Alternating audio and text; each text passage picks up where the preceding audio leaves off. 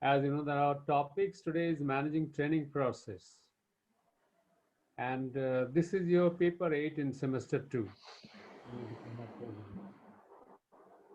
Well, since this is an introductory session, I must talk to you regarding the relevance of these topics in your entire program. I mean, why should you learn? Why should you know about this particular subject, these topics? The name suggests that the training process which are required to be initiated in the organizations and we require to manage it. But the first question comes to my mind, why should we there have any training process in any organization? What is the purpose of any training process? As if you are connected with any of the training activities in your organization, you must know what is the relevance of training process in your organization so that you can understand understand it from various points of view. As you know that today organizations are functioning within a highly competitive environment. There is a continuous threats, opportunities in the environment. Uh, in spite of the fact there are opportunities and threats, organizations has to achieve their goal and their objective. The goals and at same time, it is confronted with the various threats. Now, if there are in the environment, there are many threats, as well as there are opportunities, how are you going to counter it? The question is, if there are threats, there are challenges in the environment, and you need to survive in that environment. Who is going to help us to survive in that? Obviously, for that, the people of the organization, the employees of the organization has come up to the expectation of the environment. It has to develop themselves in such a way that they can counter the environmental challenges. And so, therefore, the necessity is there. The people of the organization are the most important resource from that point of view. And it is not only the people they are the resource, it is the developed people are the resource of any organization. The people's development will ensure that the organizations are in a position to face the challenges and counter the challenges being faced from the environment, right? And therefore, there is a need for developing people. And how do you develop people? Developing people, giving them the necessary skills, aptitude, knowledge, so that they can counter the challenges of the environment, we require to give training. There is no other substitute for training. We have to develop people continuously, dynamically, as per the needs of the environment. And that environment is changing so fast today, so abruptly today, but then we have to gear up ourselves. And as a person concerned or related to the training activity in the organization, you have got a lot of responsibility to see that the people who are working in the organization are developed in such a way that they can continuously meet the needs to face the challenges of the environment. So if it is so, the first point is understood that there is a need for training, without which the organization cannot survive. But let us try to find out now where specifically, what is that point where the needs of a training starts coming up. Giving a training for the sake of giving a training as a ritual has got no meaning. They must have some purpose because of which the trainings are required to be given. If you understand it, try to understand, you will find that every organization has got certain expectations. Expectations in terms of achieving its goal. And to achieve its goal, it has got certain expectations in its performance. We call it as EOP, expected organizational performance, right? Now, expected organizational performance, fortunately or unfortunately, does not always happen to be the same. I mean, what the actual performance doesn't remain the same always. So there will be some expected organizational performance, and there is some actual performance.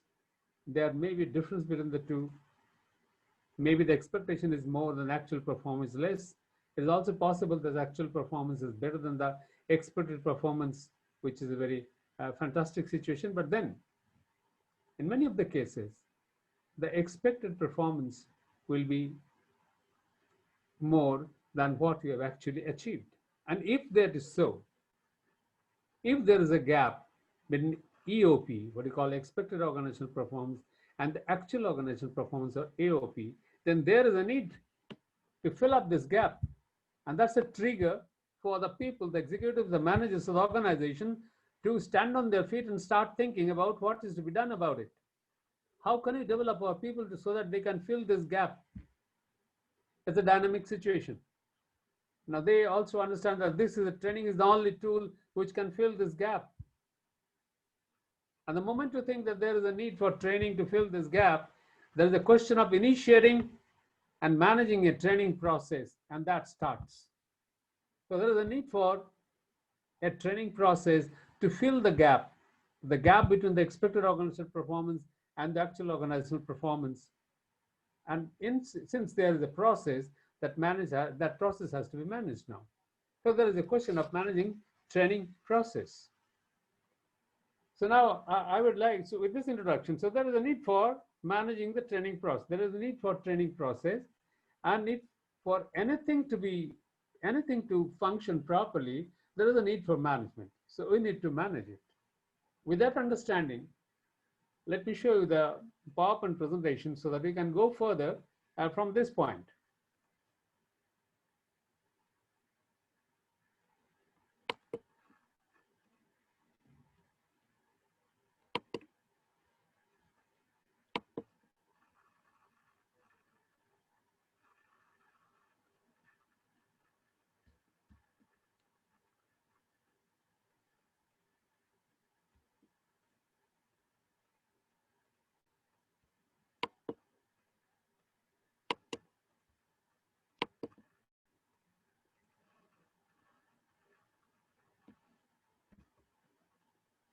Well, we'll start with managing training process.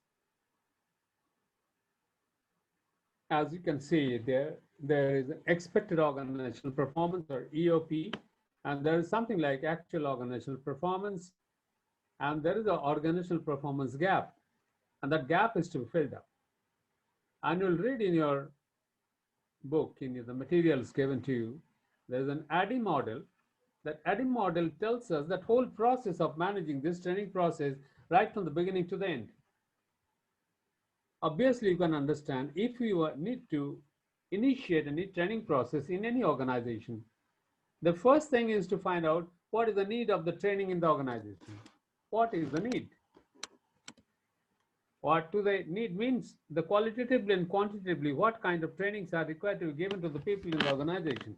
That need to be ascertained first.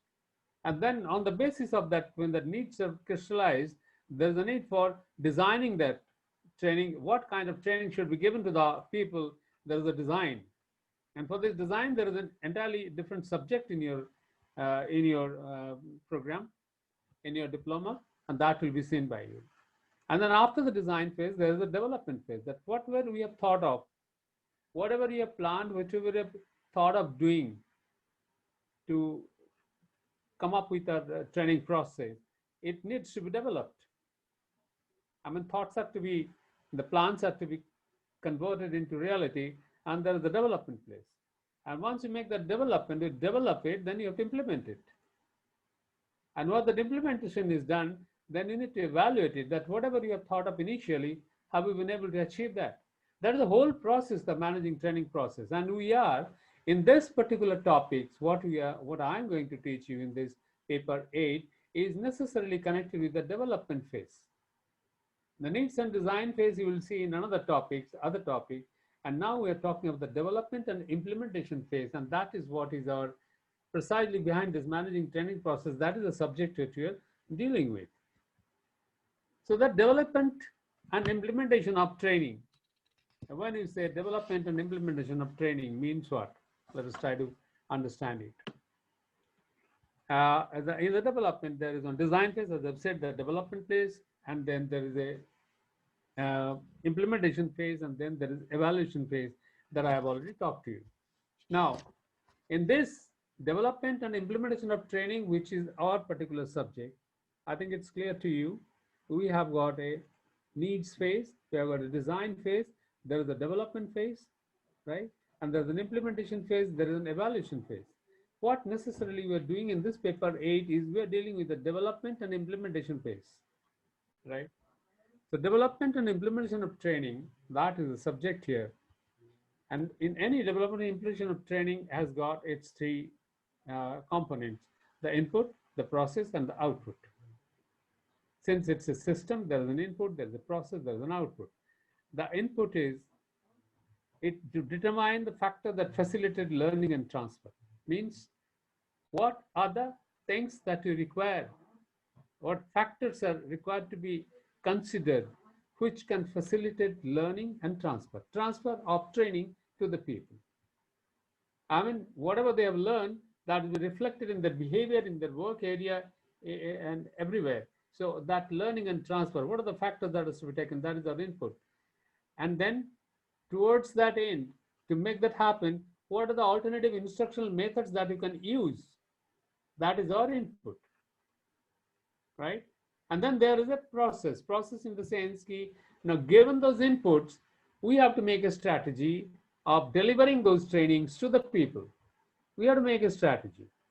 That strategy will involve so many things, and that strategy will ultimately give us an output in the form of the elements of training to be given to the people. And that's what is our program development plan. So prior to that, there is an instructional strategy, which is one of the most important part of this particular topic, your paper 8.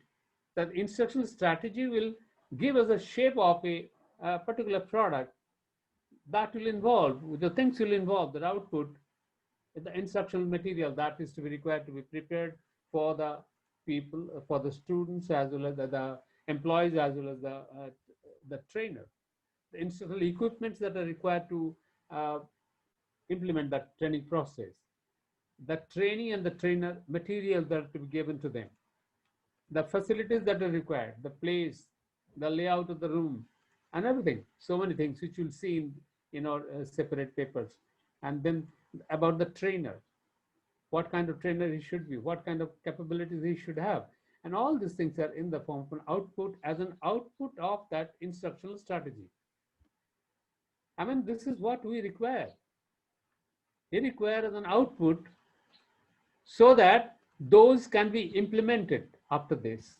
So this is the development phase, and the development phase will be followed by our implementation phase, right? Now, coming to the next point, development phase has got input, it has got process, and it has got output, as you can understand. So we have already seen it. Now here we are seeing that those things diagrammatically here. The factors that facilitate learning and transfer, instructional methods, instructional strategy, that is that's our whole process. And then there are outputs in the form of instructional material, equipment, training, trainer manual, facilities, trainer. One thing I must tell you here, and many of the cases I have seen the students while talking about the instructional strategy, although that will be discussed later on, they talk about instructional methods. Remember it, the instructional methods and instructional strategy, those are two different things. And you talk of instructional strategy, everything will be involved in that. The instructional equipment, the instructional material, the trainee and trainer manual, facilities, trainer. We need to talk about everything in this regard.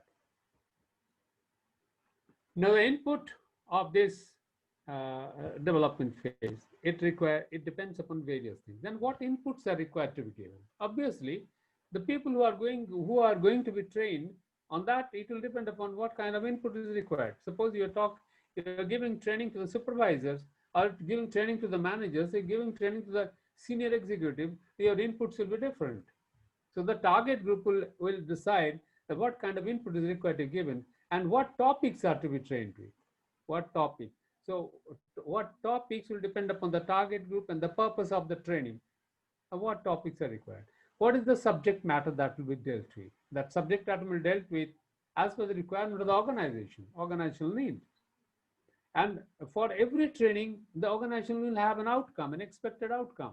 So what the organization wants to achieve out of this, that expected outcome will be there. And on the basis of that, we need to make the planning for our entire program.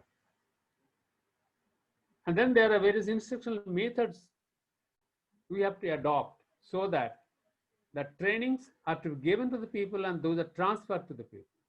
So the instructional method that will ensure our outcome, that people achieve those necessary skills, aptitudes, or attitude, or the knowledge out of this training process. So that we can ensure the equipping people with the required cases. We can ensure with the required cases, right?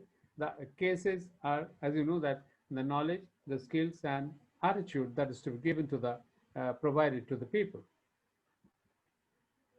And the process, what we need to do it, that we need to have the listing of all the elements of the training program, that which are the elements those are to be developed for conducting this training. Say, for example, you want to give a training, you want to initiate a training process, you have to develop the modules, the training modules, that what you are going to give depending upon the subject matter, the topics, and the necessity of the requirement of the organization. And then those modules are to be organized in a particular, it means to be delivered to the trainees in a particular seriatim or in a particular way, so that they can really understand and imbibe those things from that training process. The timing, when it is going to be held, where it is going to be held, and the methods and materials those are to be used in this process. This entire thing is the process of that instructional strategy. Instructional strategy is one of the most important thing in this particular topic, as I have already told you. And this instructional strategy will involve development of the modules, organizing them, the timing, setting the time, different methods to be used there, the way materials to be used there, the site, the place, the trainer, the trainer capability, development of the trainer, and everything will be included in this instructional strategy. That will be a whole thing.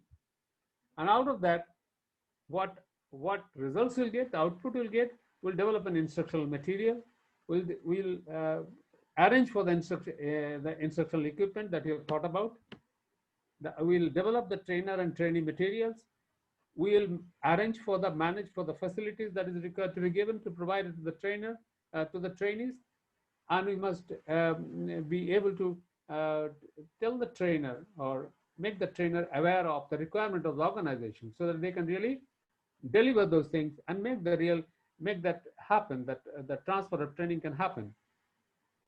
Well, with that, an instructional strategy is now initiated here. As again and again I'm telling you, instructional strategy is the most important thing. So what is this instructional strategy is all about? It's the listing of all the elements of training, listing of all the elements of training, everything that is required, including the modules, organizing, their organization, the timing, the methods, the materials, the layout of the room, right? The facilities to be given to the people, even when the refreshment is to be given to them, what kind of lunch and dinner is to be given to them, if it is a residential program.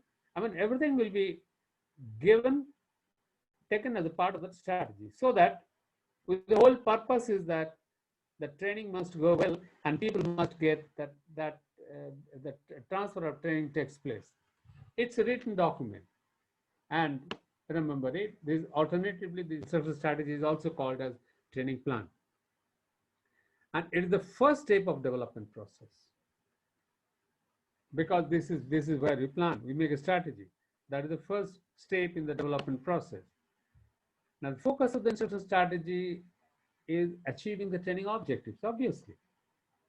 For everything that we do in the instructional strategy, that we are making a planning or making a strategy for organizing the training. Training cannot happen without any purpose, and the purpose is necessity of the organization, organizational purpose. What is the objective of the organization? To achieve certain things, right? So those have already been thought about in our design phase. As you have told in the beginning that your training process starts with a needs phase. Since there is a need, there is a gap, and then there is a need, so we design something theoretically, and then in this developmental stage, you develop those things, right? And there comes the question, there comes the importance of instructional strategy. That is what you have thought of in the design phase. Depending upon the requirement of the organization, now we're going to plan for it. And output in the development phase and the input of the implementation phase. I understand. Whatever output you have got, that is in terms of the trainer training material, right? The place where the training is going to be organized, managing those things. Everything is an input for our next phase, that is our implementation phase. We are going to implement the training process with these materials, with this objective, with this trainer, with this site, with this place, and everything. So that's our implementation phase. So you can see it from here in the diagrammatic presentation. The first step is formulating the development phase of training involves first step formulation of the instructional strategy. We will formulate the instructional strategy. And in that, then we have alternative instructional methods. Why do we have alternative instructional methods? You can understand it well. Because there will be requirement of, there are two ways from which you can look at it. Number one, depending upon the target group, we may have different instructional methods. The executives, the managers, the supervisors, the subordinates, there will be different methods. And as well as the subject matter, what you're dealing with, will decide that what kind of method should be used there. As well as depending on the purpose for which the training is being given. If the people are, the training program is for developing some skill which the people are going to use right from the training is over, they're going to start with it. Another kind of method is to be used so that they can become developed with it. Factors related to learning, facilitation, and transfer. Now, the one thing is the method. Another thing, only methods do not allow the training to happen. We require certain facilitation, and that facilitation will involve what kind of place, what kind of environment in which training is going to be given, what kind of equipments we're using, what kind of materials we're using, so that the people becomes more involved in the training process. And those entire thing will shape the strategy, the methods, the factors, the facilitation, and everything will together will create that that instructional strategy. And why? The purpose is, again, I'm saying that the purpose of this to achieve the objectives of the organization, achieving the objectives of the organization. What organization is trying to strive from this whole training process? Well, with that, we can go to the next page. So when you talk of choosing the instructional methods, that's one of the most important, one of the important part of instructional strategy, because the methods are going to determine, the methods are going to ensure that we are going to get the requisite result that we are wanting to get. In other words, the transfer of training is taking place. And the transfer of training is to take place, then our instructional method should be, well, but the instructional developing or choosing the instructional method will depend upon what kind of knowledge, what kind of skill, what kind of attitude we are trying to deliver to the people, right? So the cases are to be delivered. Now, when we talk of knowledge, the knowledge again has got three components here: declarative, the procedural, strategic. We'll be discussing that. And the skills are technical skill and interpersonal skill. Attitude in itself is attitude. Now let us see that knowledge. What is declarative knowledge? Declarative knowledge is the factual information about any subject. It's a block of information. That is simply an information. It may be legal requirement, it may be procedure, it may be definition, it may be guidelines, right? And people should know about those information to being a part of that organization. They must have those knowledges. But then only that factative knowledge of this information is not going to help them to work in their work environment. They must know that this knowledge that you are getting, where and how we are going to utilize it. Are you getting the point? Any knowledge is useless until unless we can use that knowledge in a particular situation where it's required. As you know that learning is a process where the change in the behavior takes place. The change in the behavior takes place by the actions that is taken. And so therefore, whatever we learn, as theoretically, that has to be applied somewhere. A procedural knowledge is that knowledge. It tells the participant that how and where this is going to be applied. And then comes the the strategic knowledge. The strategic knowledge is it's for planning, it's for monitoring, it's for revising the goal-directed activity. Means what? A procedure is something with a stereotype thing. And a strategic is a creative thinking that how in a particular situation we can plan, we can manage a thing, we can monitor a thing. I mean, that's a real world activity, right? So a strategic knowledge is required. And that is what, again, you can also say learning how to learn. Again, itself is a strategic knowledge that we must know about it.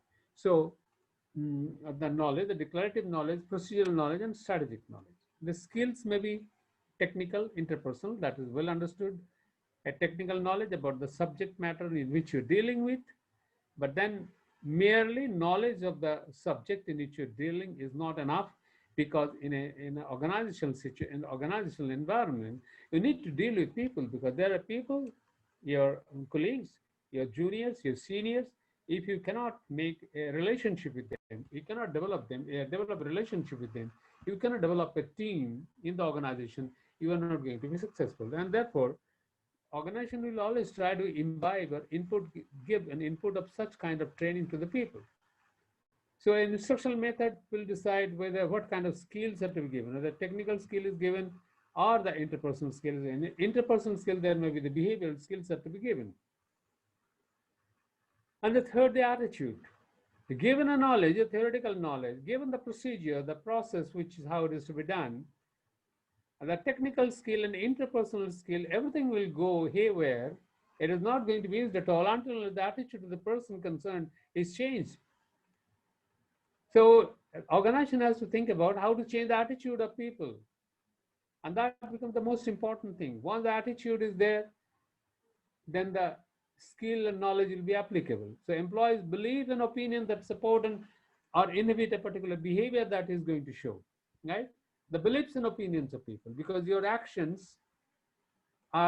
actions are affected by your attitude, and that attitude is developed from your beliefs and your opinions you have gathered within you. And these beliefs and opinion towards his learning. And why should I learn? How much should I learn? How this learning is going to help me? You're giving a training to somebody. At the back of his mind is thinking, why I'm getting this training. Right now, you're also thinking, why you're getting this training. But then you have got need. You want to get some knowledge to accomplish your duties, your work, your performance, your job. So that attitude will be decided out of that. What's your attitude towards the learning? What's your attitude towards the performance of the job?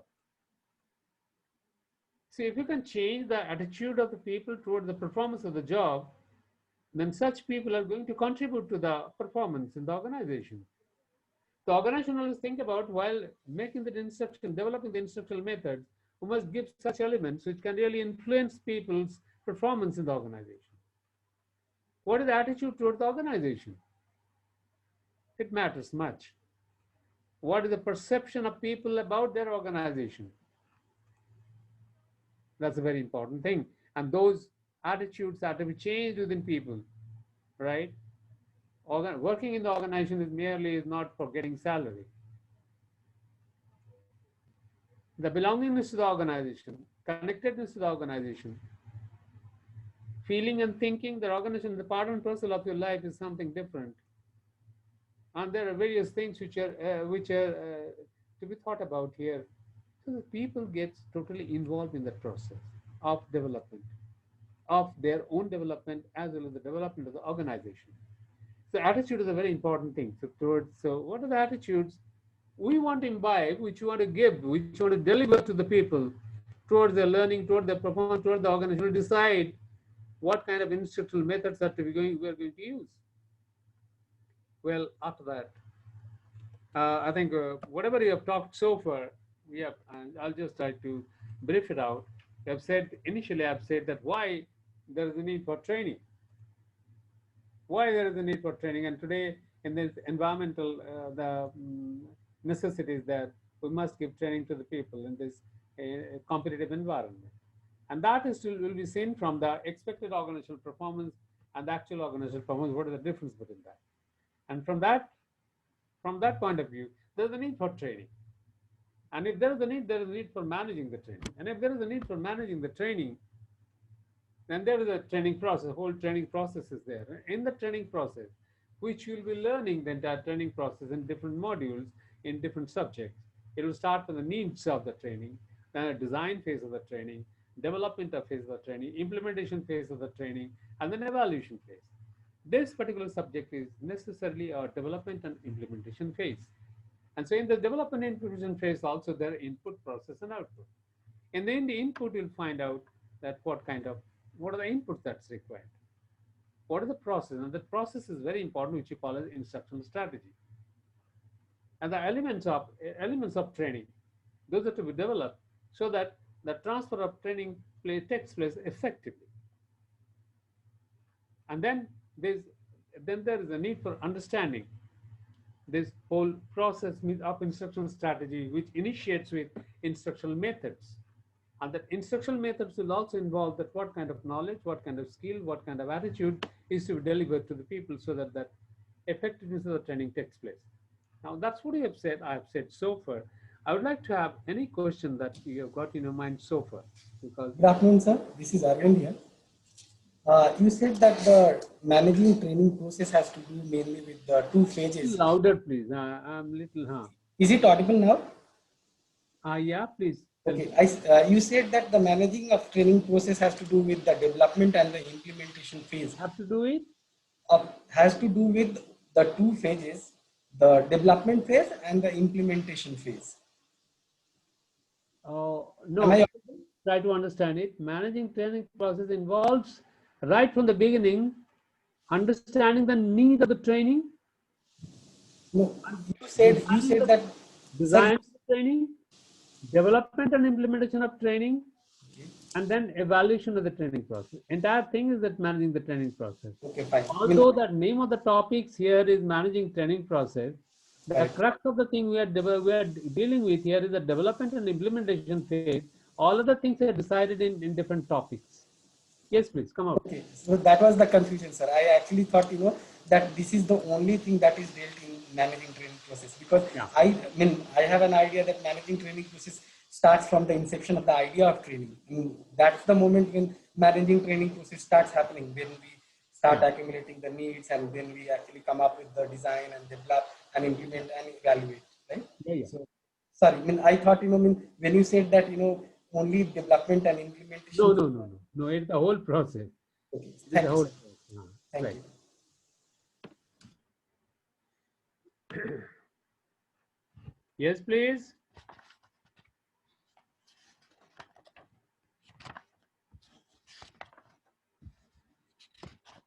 Anybody else?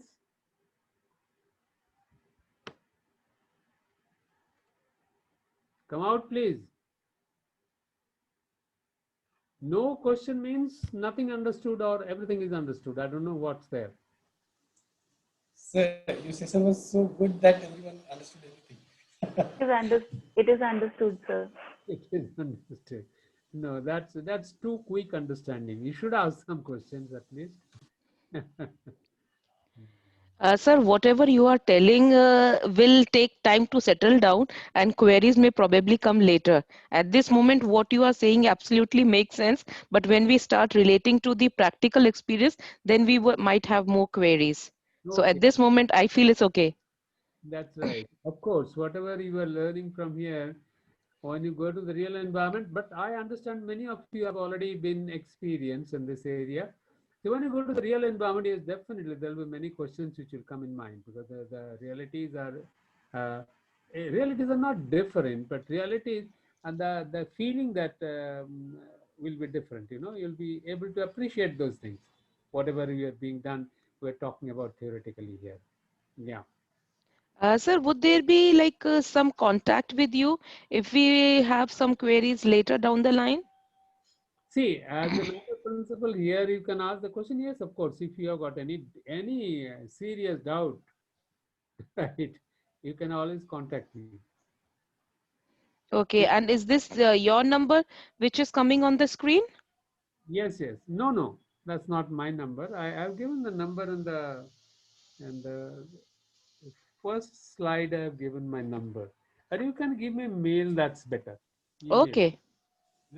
I think email is there in the first slide. In the first slide, I've given my email. If you have got any query, any question, you can always write. No issue. Can you share the first slide so that we can write down your email ID? Absolutely. That's what I was also thinking. If you could share the first slide, we'll just note down the details once again because we missed out on it. At least I missed out. Amika, I will share it in the group. Okay, thank you, Arvind. Sir, Arvind has taken care of it, so we'll be able to get it all. Yeah, that's right. That's right. That's right.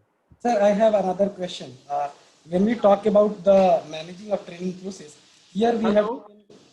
Hello, sir. Can you hear me now? Am I audible? Come out. Come out.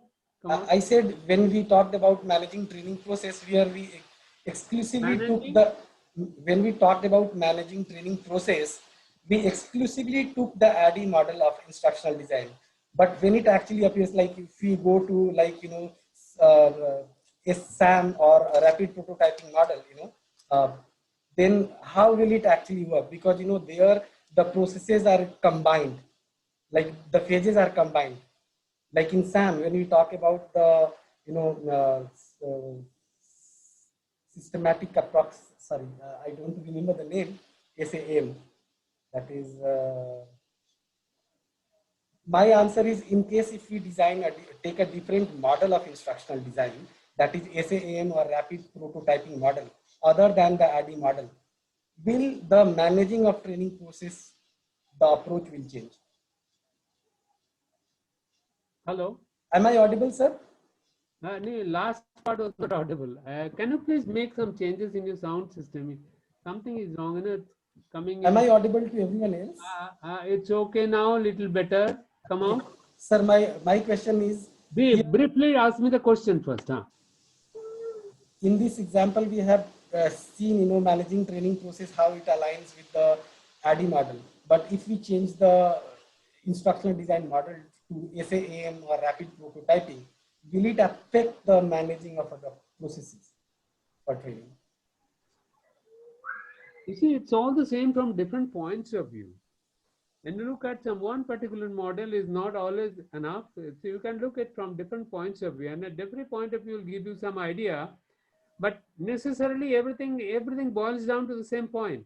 So whatever you are attempting to write that fully, that particular process, that particular model completely, so that you can deliver what you want to express properly. But otherwise, in this process of doing this thing, there will be some questions will come. At that particular point, I'll be discussing with you those areas. Hello? Yeah, I can hear you, sir. I don't know, I'm not audible probably.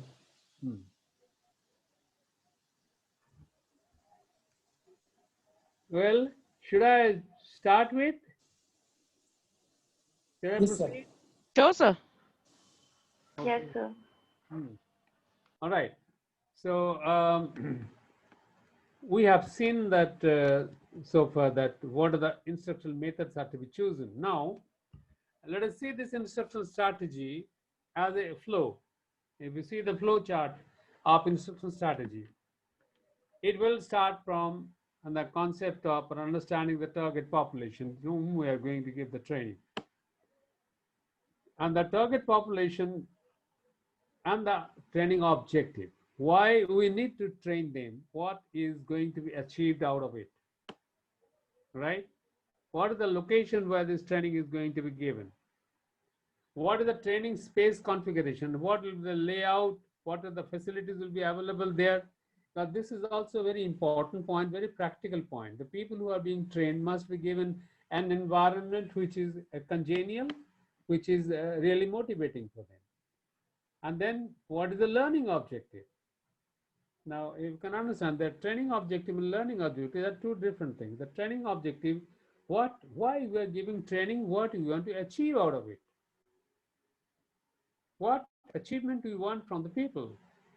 A learning objective, that by this training, in what ways this training is going to impact the people, right? And the impact is proper, then the training will be proper.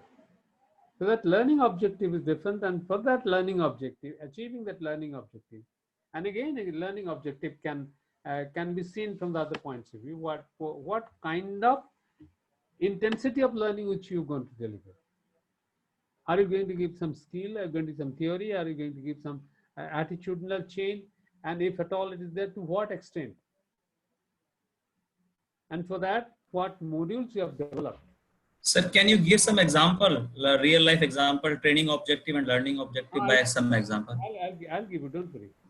Now, say, for example, the training objective which you're going to give, we want to develop our people, say, for example, the executives, we are giving some training for and knowledge about computers.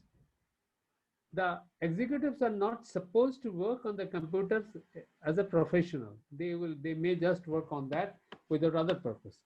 So the objective here is to give them just an overview of what a computer does, how to work with maybe in the office packages. But if we want to give any training on strategy development of strategy, right?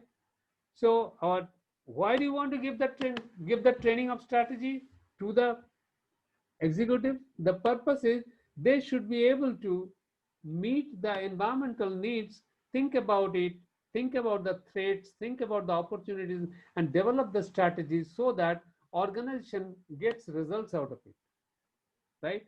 So our training objective for giving strategic training to the executives are required because the objective is this, that they are the people who are going to really affect the organizational development in the challenging environment. That is our training objective. Why we have given the training?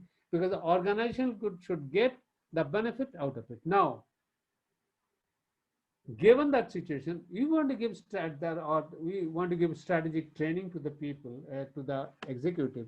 Our learning objective will be that in what way we should deliver this training, deliver these modules or this knowledge or these skills so that they can learn that properly. And learning means what? Learning is a process of imbibing those qualities so that it can be brought out in the real life situation. It should be reflected in the behavior of people. So if the first point is learning. So when you are giving some training to the people, we are giving certain inputs to the people, that is being received by the people as a learning, and that learning is stimulating them to behave in a particular way or to function or take action in a particular way.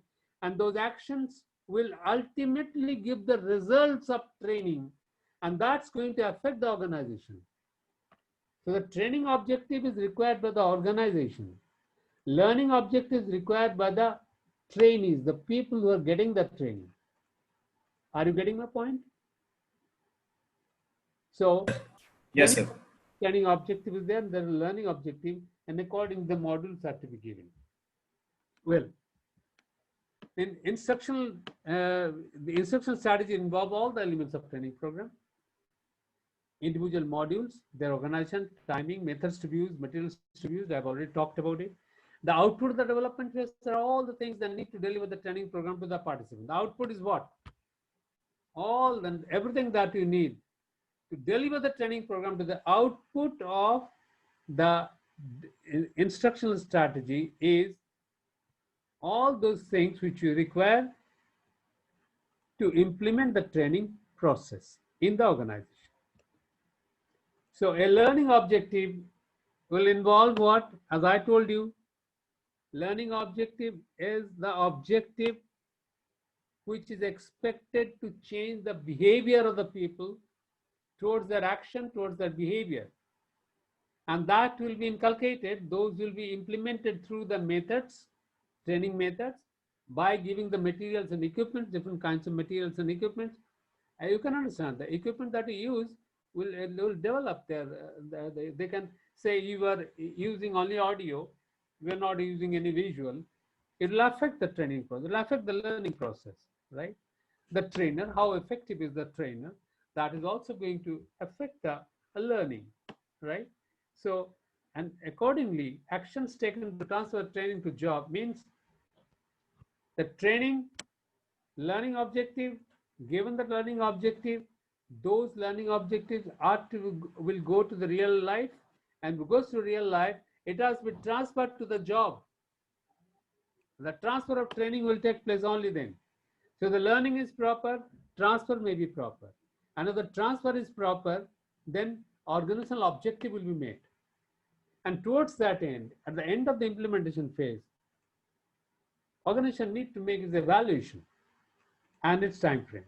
That whatever we have decided in our, maybe in the design phase even, or in the developmental phase, or in the instructional strategy, have we been able to achieve that? And achieve that within the time frame. The time frame here, you should understand, we cannot continuously keep on giving training to the people. There must be a time frame within which we need to train them.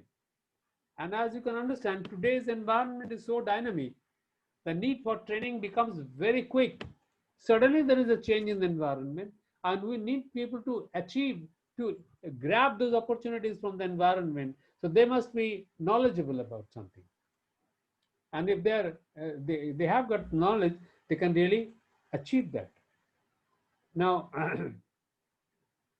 so the evaluation process in the frame, the learning objective will involve the training methods, will be affected by the training method, materials and equipment, the trainer, the action taken to transfer training job, and evaluation process.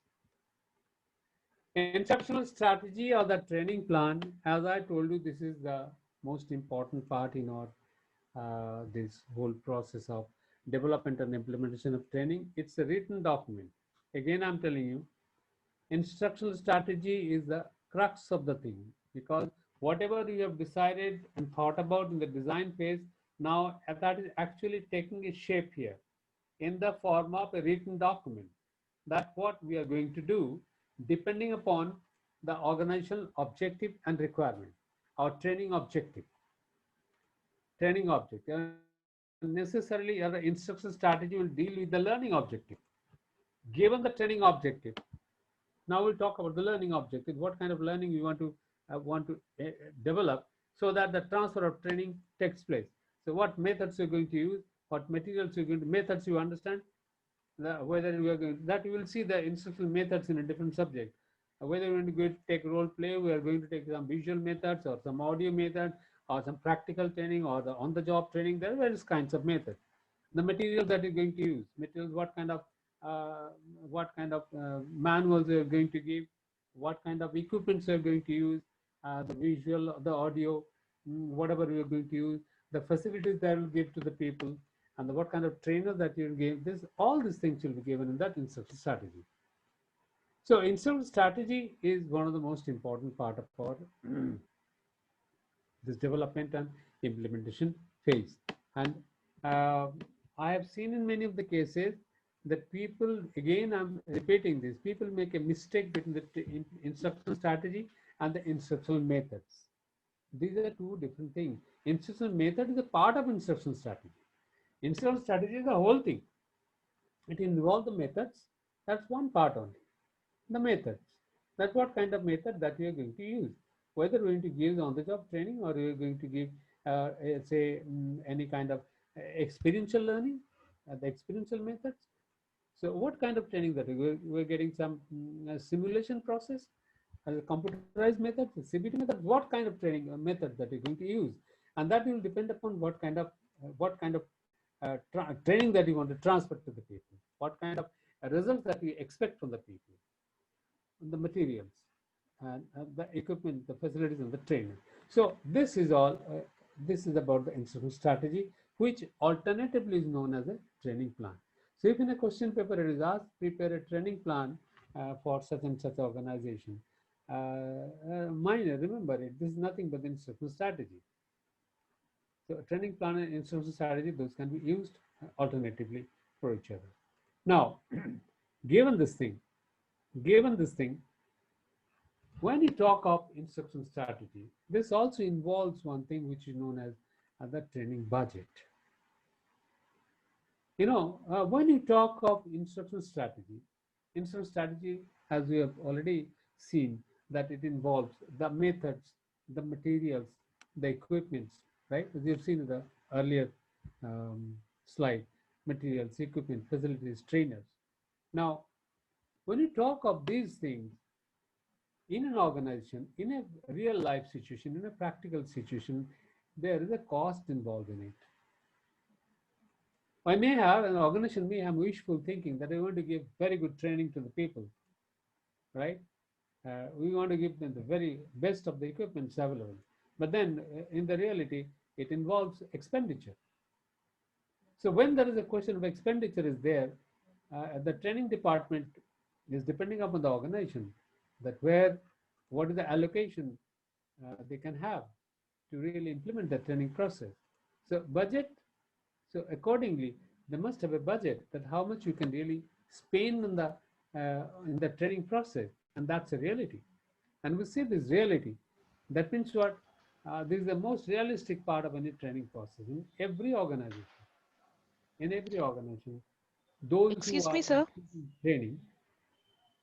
Sir, I have a question. Please. Like in exam, if we get a question regarding the training budget, do we actually pinpoint all the expenses in the absolute terms and come out with a training budget, or do we talk theoretically regarding what are the different aspects on which we might be spending money, and that's it?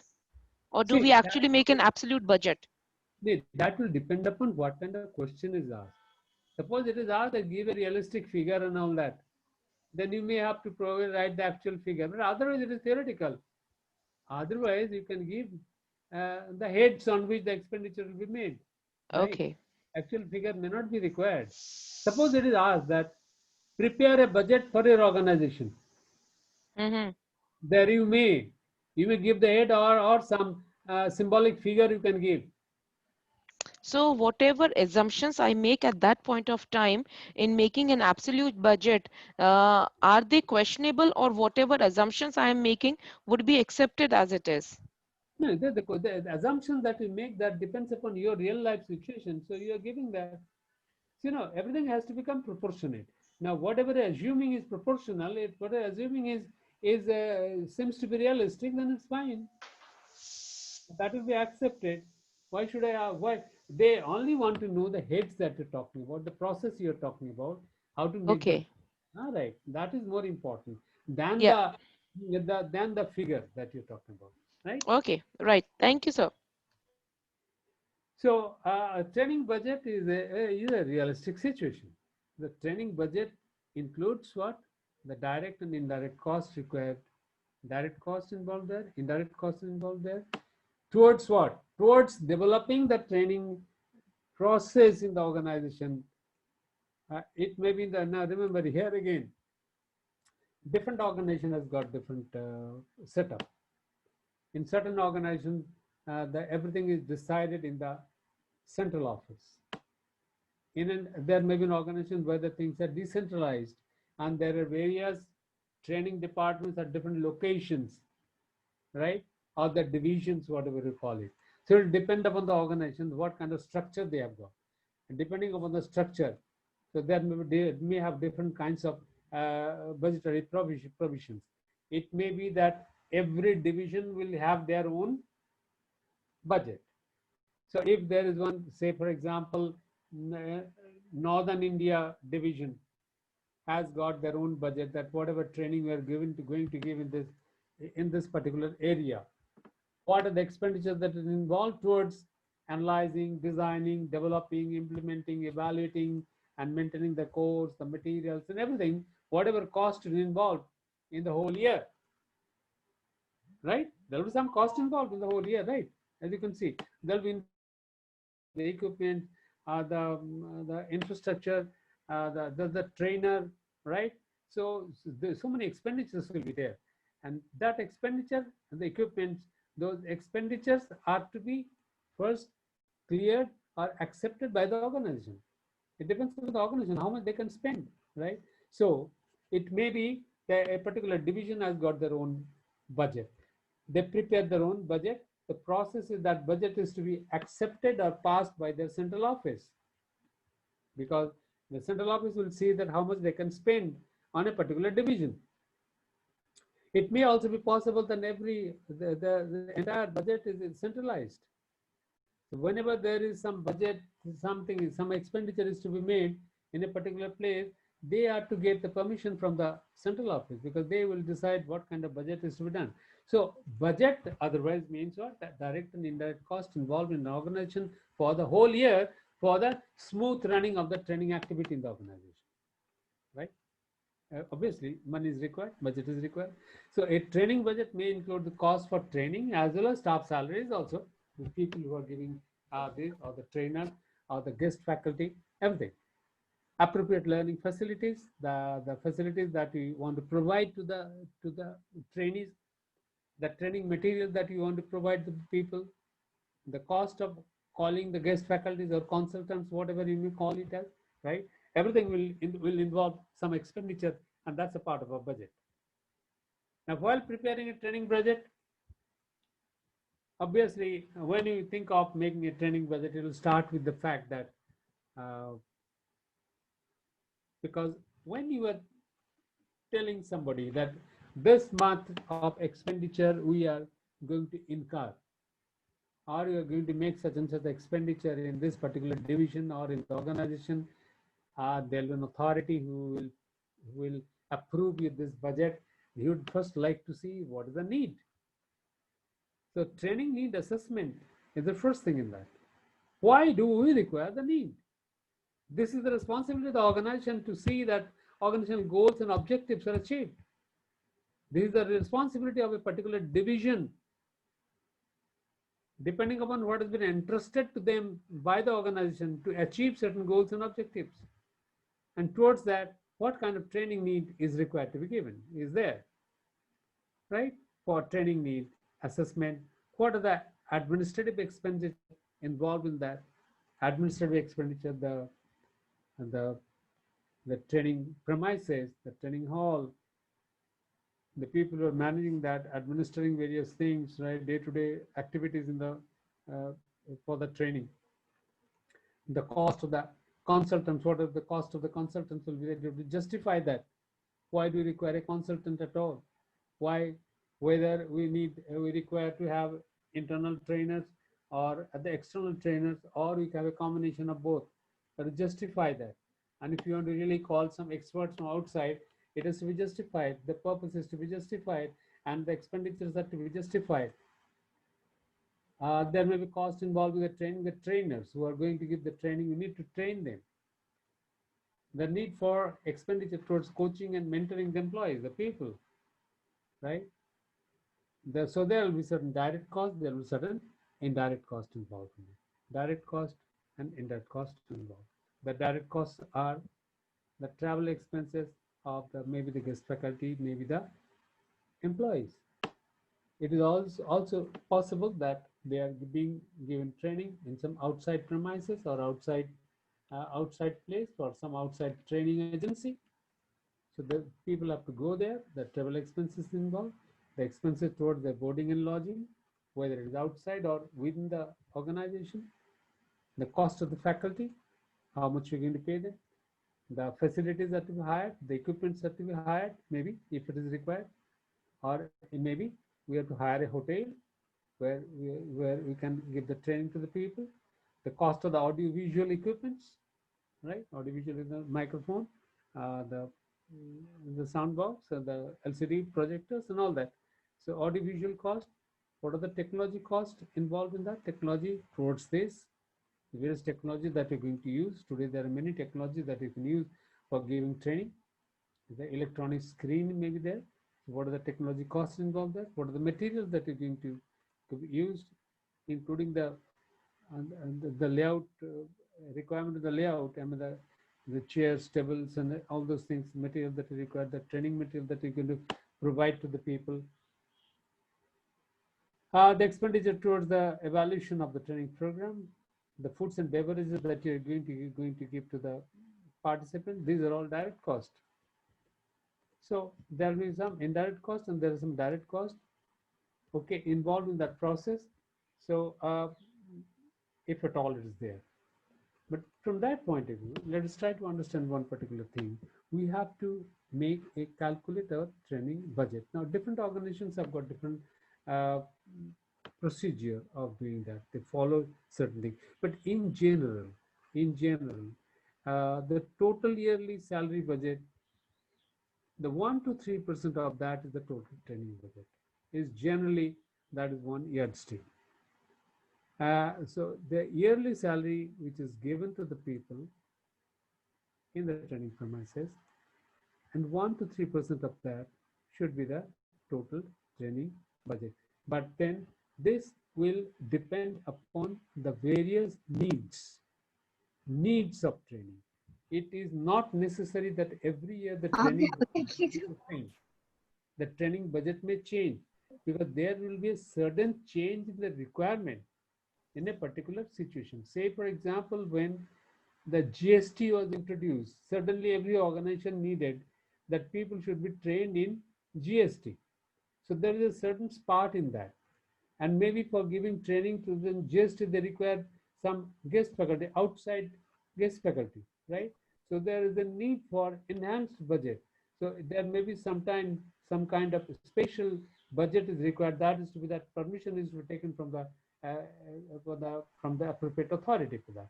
So the training budget necessarily is a predetermined cost. It is not exactly that will happen. It's a predetermined cost. What possibly can happen? Training needs, estimated cost, and that calculation of that. But there may be little deviations from that. If it is less, no issue. If it is more, it has to be justified to the people. So every year organizations calculate the training budget in the prior to the respective year. In advance they make the training budget, and those are passed by the cleared by the appropriate authority, and then they start making the expenditure involved in the training process, right? So a training budget is necessarily a very important part of the part of any organization, but then it depends upon what kind of structure the organization has got, whether it is centralized or it is decentralized. And sometimes organization may have their own training facilities.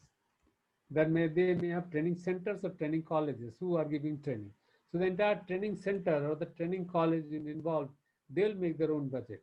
So accordingly, it will depend upon the structure that what kind of facilities will be there. So now what you have seen so far, that in this year, one most important thing that I've told you, this particular topic is dealing with the development and implementation of training process in the whole managing training process, right? And here, the most important topic here is the instructional strategy. Instructional strategy is the collection of all the materials, the methods, the people, the trainer, and everything that is required for transferring the training to the people to achieve our training, our learning objective, and that is derived from the training objective, right? So this is the whole process which is involved, and then for this training whole process of training process, there is a need for having some budget. You have to pre-estimate certain budget in the organization, and this will involve understanding what kind of expenditure, the costs that we are likely to incur depending upon the given scenario. But this is a dynamic thing which is not always fixed, that may change depending upon the requirement and the necessity in the environment. With that, we'll come to that in this end of this program. But I would now like to have, if you've got any question, please, that's kept for you. Yes, please come out. Sir, can you share indirect costs? Can you share the indirect cost screen? Yeah.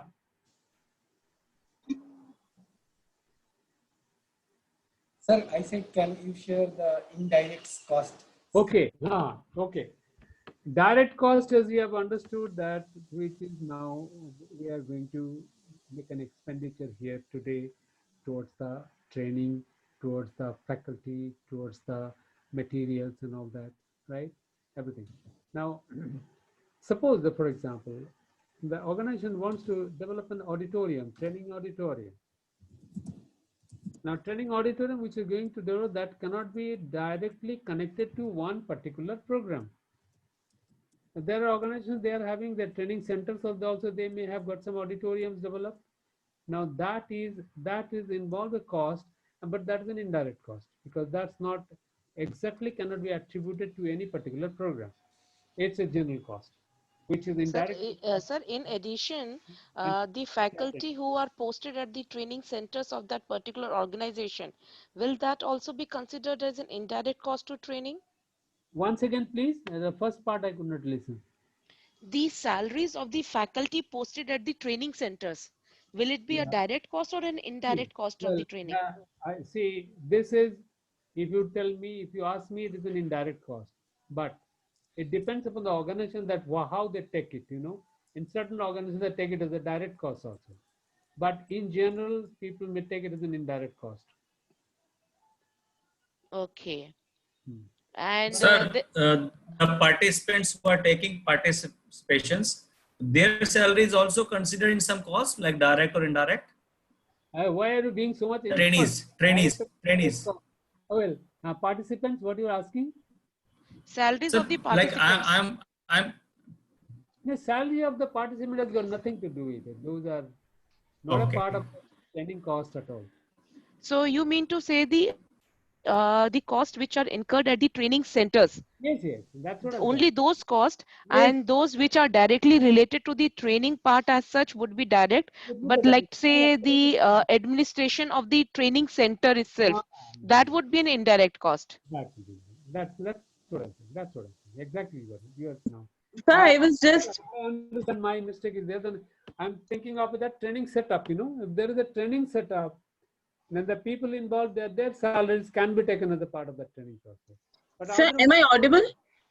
yes, you're audible. Yeah, sir, myself, Ritu, I just wanted to ask, so if it is practical relevance of direct and indirect cost, like these must be utilized while convincing the organization that I want to conduct the program, and these are the direct costs. No, Ritu, little. your voice is echoing. Your Okay, voice is also echoing. I don't know why there is a issue again. okay. Now it is Still, clear. Now it is clear. okay. Okay, I was just thinking aloud, sir, the direct and indirect cost, how would it matter to us as a training manager? Probably it will, like, while you are convincing the organization that these are the direct cost, I think something which is more important would be direct cost to remember, sir. Like, if you want to convince that these are the direct costs, or they must be asking us what are the direct costs that you are going to have. See, Does indirect costs also matter? see, it is just for the question of segregation of the cost. I mean, Okay, fine. okay. Sir, I have a different viewpoint here. See, what happens, it can also help the organization to have whether in-house training or outside training. Because if in case I am conducting trainings for my employees at the outside centers, and then because I'll be giving all the direct costs then. But if I'm able to develop my own training center and say that these are the direct costs, and because of the development of the training center, my indirect costs are coming down. So it may also help the organization to decide whether to develop the training center in itself, or to have the participants or the employees being trained outside the organization. See, that depends upon the periodicity of training. What is the frequency of training that you have got? If Mm-hmm. you are an organization who believes in training and you have got regular training programs you want to give, right, at different cadres, then probably you should better have your own infrastructure. But if suppose you require some training to be given sometimes, right, and you Mm-hmm. don't have much budget with you, right, it requires, see, when you talk of uh, making your own infrastructure, initially the budget will be high. I mean, because a lot of expenditure is involved. Over a Though, period of time, yes. cheaper, but initially you have to invest some money, right? And if you But don't sir, have then, that, sir, Hello. again, I'm sorry to interrupt, Welcome. but that, yeah, I can shoot just 1 second. But what happens ki initial cost which would be high would be capital expenditure, whereas when we are talking about direct and indirect expenses, they are revenue expenditure, as in the expenditure which would be during the year. right. See, I'm not talking about from the accounting point of view here. We are Oh, not yeah, right. discussing about this actually. What I'm talking about is that whether it's good to have your own training premises or you should go outside, right? We are not. This is not a subject of accountancy. This can be seen anyway. Yeah, sorry. So here, You know, the only thing is this, good thing is this, that if we cannot afford to have that investment, because it will initially it will have very large expenditure, but maybe later on that becoming capital expenditure, as you said rightly, but later on it will become cheaper. But it will depend upon the people and the organization, that how much importance they give to the training, how much fund they have got, I mean how much they can make an expenditure on this training here. So depending upon that, it will be given. Yes, please. Sir, could you share the indirect cost slide? Hard, Yes. yes, of course. Yeah. It seems you are from accounting, but you're now all sticking up to the indirect and direct cost. Sir, actually, I'm also a banker, so that comes by default. Sorry. Okay, which bank you are from? Sir, the one which you left, PNB. Don't tell me. I'm telling you, sir. Okay. So I was actually involved. I was in the Journal Training Center, Delhi. I was principal of JTC Delhi. Okay, no, actually, I came through merger with OBC. I was with STC Noida. I know. I have been to SCC Noida. I've been given training many times there. Okay, that might have been quite old because I was there for last 5 years, but I don't remember having met you. Sorry. No, that is quite old now. I've been doing that. Anyway, we'll talk So about this is the direct cost later. slide, right? Uh, Please. so can I have the indirect cost slide? I have shown it to you. Just look at it. Look at it. So that's what I'm saying. This is the direct cost. I want the indirect cost. Indirect cost. Okay. Yeah. No, indirect cost I have not given here. But indirect cost is very rare, you know. That's why I have not given it here. Okay. Point taken. Point taken. So one more, just need to just understand, like when we are talking about development phase of the training program, so we are formulating the instructional strategy. Now we have two Yeah. options. We have to look the transfer of the learning, and other is the alternative instructional methods. So does this alternative instructional method mean that what instructional method we want, or something that we have to plan A and plan B kind of a method? Once again. This instructional method, alternative instructional method, what does it actually mean? Is it the plan A method that we should know, and a plan B method also we have to create? Is it that both? No. Okay, Just okay. It's the suitable method that we are designing. Is it the same? I'm telling you, just listen to me. Okay, Instructional strategy is the whole thing. I'm going to that particular slide. right.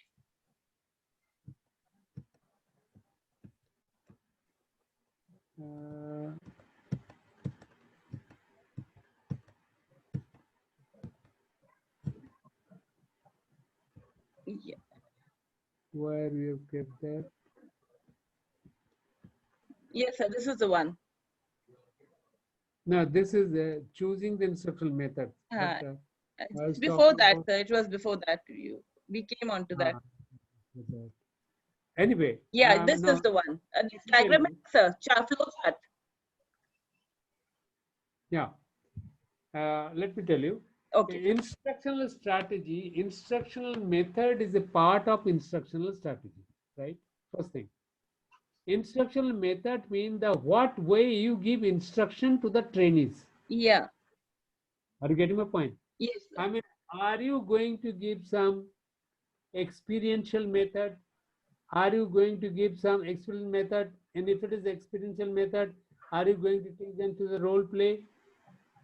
Are you going to give any other methods? Are you going to give them on the job training on the machine, right? Okay. Are you going to give simulation method? These are all instructional methods of giving instruction to the people, to the trainees. Okay. Are you getting my point? Yeah, yes, sir. Or instructional strategy is the whole thing. Okay, fine. Instructional method is a part of that, only one part of it, right? Yeah. Alternative means whatever method that you want to design. Is it the same? The alternative word means whatever method. Again, your sound has gone bad. Now, once again. Okay. Alternative means whatever method that you are designing. Yes. Am I correct in saying this, sir? Whatever method you are deciding. And that is the alternative that you are creating. This is the thing that you Hello. want to convey. Okay, thanks. I think I am clear with it. Hello. Yeah. Hello. Whatever methods you said is completed. Is it a role play or whatever method? It is Now the it's not. alternative method. Yeah. That is the only alternative method that we are talking about, sir. I'm sorry, I'm Uh, not. No issues, sir. No issues. Ah. I'll ask again. Thank you, sir.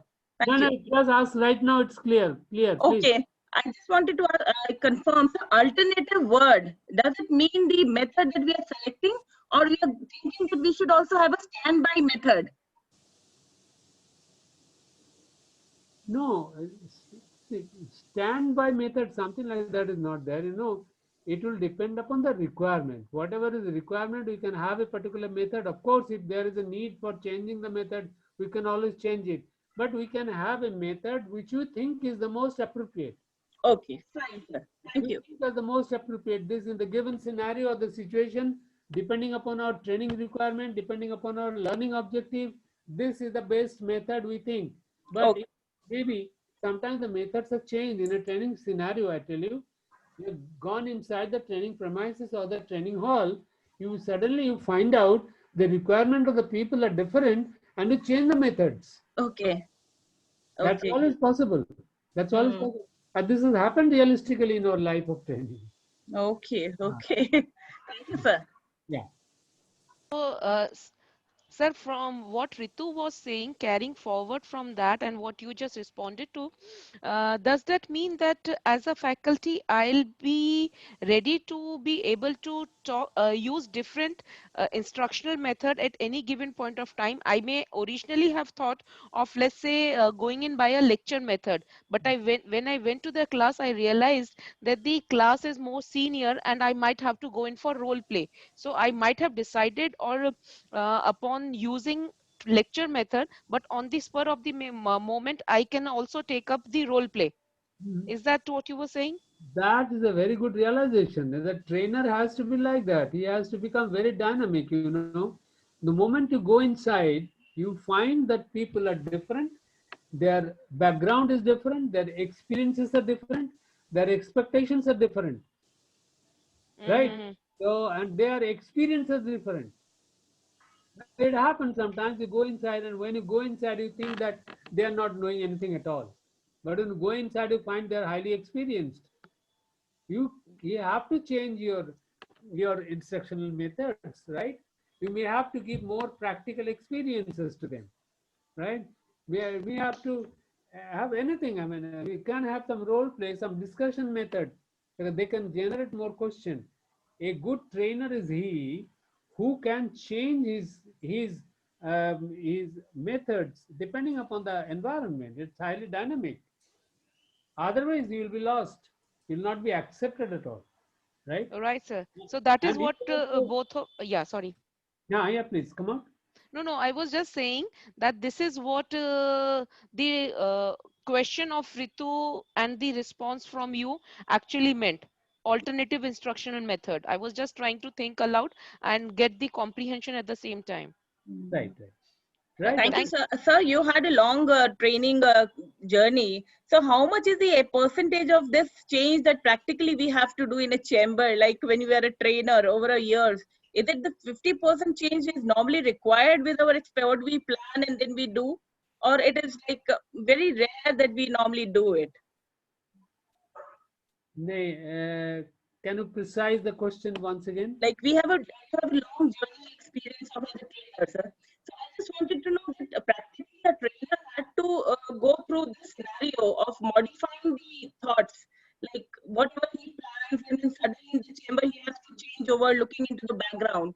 How much is the error, like percentage that we normally tend to do practically, like? The sound was absolutely gone. Okay, Ritu ma'am, your I'll sound is try. echoing. Oh my God. Okay, no problem. I was able to hear what she was saying, and Yeah. if I may repeat, Thank what you, she Anam. was saying, I felt that what she was saying, ki sir, since you have had so much of experience in learning and development, how much percentage do you think that actually the trainer uses at the time, on the spur of the moment, to change from one instructional method to another instructional method? Well, Is that right, Kuritu? Yeah. well. Correct, Anamika. Very, very well. Thank Thank, you. thank you. You see, it practically it happens and it should happen, right? It will depend upon the environment where you are, depend upon the participants you are facing, depend upon your objective, See, one important thing I must tell you for a trainer, the most important quality of a trainer, what's that? The most important quality of a trainer is his passion for training. A trainer has to become a passionate trainer. If the trainer thinks, why should I bother? Whatever they learn, they may learn or may not learn, I am not bothered about it. Then you are not a trainer. A trainer will have an inherent desire to really give training, give something to the participants, right? To the best of his capacity. And when you think like that, in the real scenario, the good trainer, a passionate trainer, will always try to see that what goes well, what method goes well, how I can really give the best of my in the given situation, in my given constraints, within the constraints that I have got, how best I can give to my people, and that a real good trainer will definitely see that, and he will be the real trainer. Sir, I have a slight query here. I attended a program at IIM, and therein the faculty shared with us that in most of the top institutes, they have a very well defined study plan as to like what they have to say, how they have to say, in how much time they have to deliver it. How much flexibility would a trainer have in such a scenario? And I'm talking about like institutes like Harvard and all, because they have कि 20 minute में इतना content cover हो जाना चाहिए, इतनी चीज आपने इतने इस तरह से बतानी है. When we have got so much of restrictions on delivery of the training, how much flexibility does a trainer actually have in such a scenario? You see, uh, when you talk of that, those are the estimated things, that you should do that, you are supposed to do that, you have to deliver this in this much of time. If you can do it the best, if you can go nearest to that, it is the best. But does not always happen. It may have to be a little flexible also, right? Howsoever you may say that this has to be exactly like this, it may not always happen, because if you think of something to achieve some goal, then you are likely to get somewhere nearby. So yes, of course, these good organizations, they can adhere to that. The reason being, the trainers are highly trained and they have been doing that for a long Yes. time. They Yes, are, that makes a difference. that makes the difference. They are being very precise. If, for example, if what kind of training that I am giving every day or I am giving every other day, I know precisely where I am going to finish, where I am going to start, right? That's a part of your process. Something will automatically come within you. Right, sir. Thank you so much. That was a wonderful insight you just gave. Thank you very much. So with that, thank you very much. All the best. I think see you the next time. Okay. All the best. Sure, sir. Thank you, sir. Thank you, sir.